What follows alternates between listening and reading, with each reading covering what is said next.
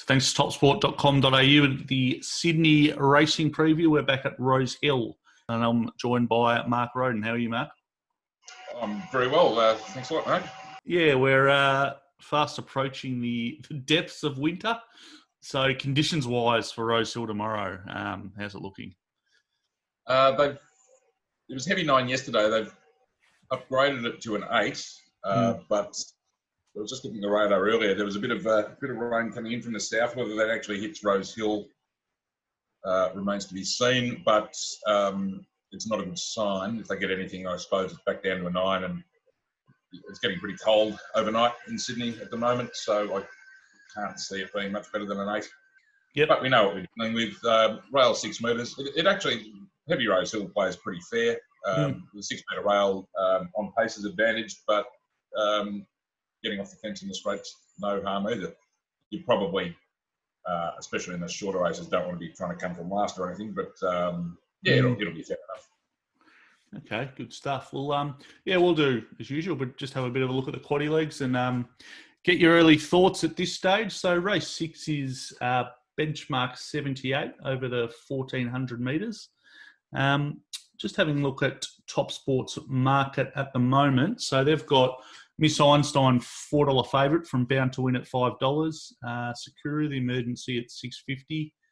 Feather and Statuesquely at $7.50. 3 at $9. So reasonably wide open. What are your thoughts at this stage? Yeah, I've got Miss Einstein on top, but she's not a bet. She's certainly a wet tracker. That's a plus. But it's just her racing styles against her.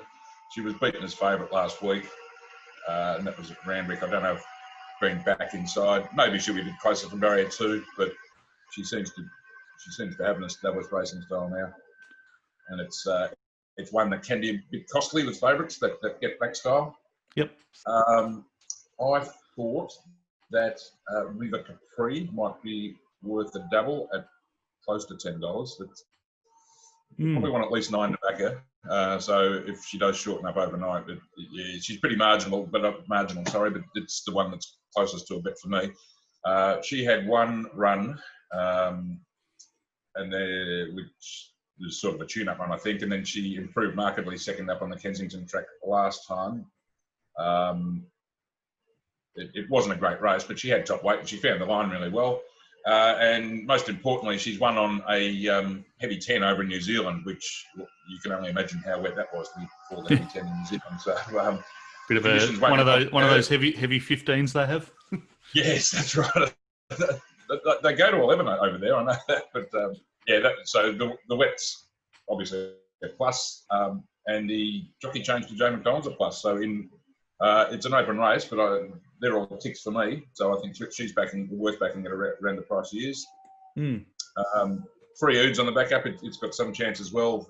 Feather will be better off at the wet and 1400. That was my slight issue with Bound to Win, who's the second favourite. Whether she wants 1400 on the wet track, I don't know. And Statuesquely trialled really well.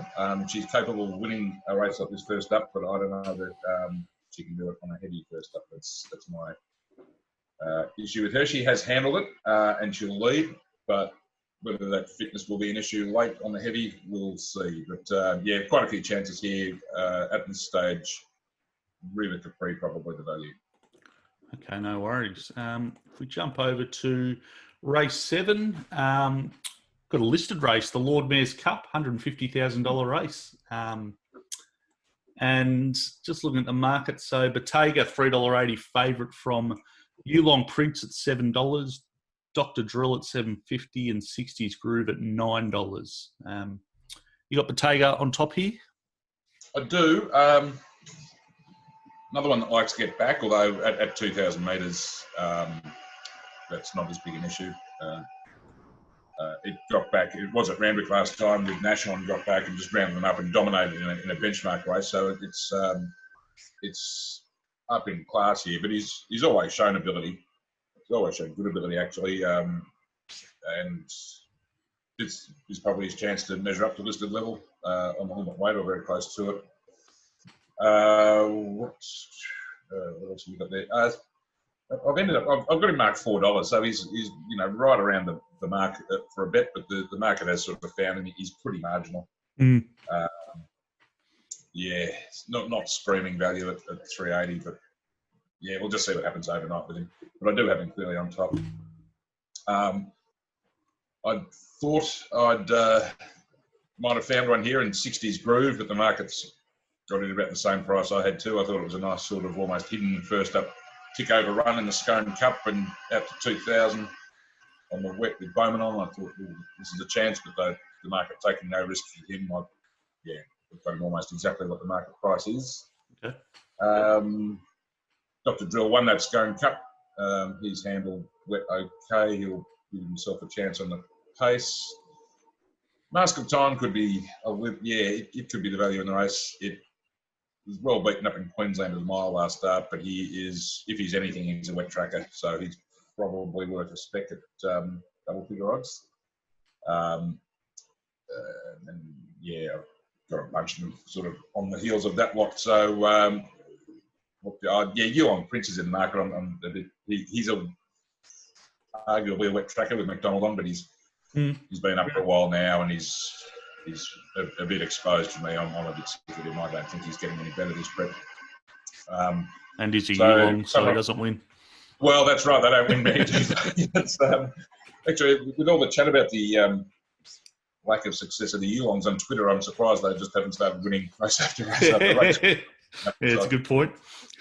I turned Jay Collett around last week, got him to ride a double after commenting on his poor strike rate. But to summarise this race, Petiga clear top pick. I think the market price is about right. Better than $4, I'd be looking to back him. 60s Groove, my second pick, and Mask of Time maybe a little bit of value in the race. No worries. Jump over race 8, which is the benchmark 78 over the 1300. Yep. Joint favourites for Top Sport, Mr. Dependable and True Detective at $5. And then Juventus and Star Spangled Rodeo at $5.50. So reasonably tight at the top. Sakura $8.50 and Bergen $9.50. Anything stand out here for you? Nothing stands out, no. And this is a total shambles, this race, because it's actually, see 18 on the page there, but it's actually 12 and 6 emergencies. So we've really got no idea what the final field's going to look like. With the wet track, you'd assume scratchings, but everything, the speed map's going to look completely different tomorrow morning, and just to make up the field's going to be very different. So I'll have to wait until then. At this stage, Mr. Dependable on top. But don't know him on the wet. He's a reliable man, so he could handle it. He's had one go on it and he failed badly at 2,000 metres at the end of his prep, so we can't condemn him just yet, but he's certainly not proven. Last trial was very good, and he's got a good first up record. Okay. The one I thought might improve is Lundberg, the new glamour apprentice Louise Day, who's started her this phase of her Metro career really well. 4 winners in the last couple of weeks. Going very well. I think she's going to ride a fair few winners over the winter with that claim. It's actually, with Robbie Dolan out riding his claim, the only claimers we've got available in the city are Louise Day and John Van Overmeer. And so she's the only 3 claimer. Yep. And that can be a big plus on those wet tracks. So I'd be looking out for her in the next 2 months.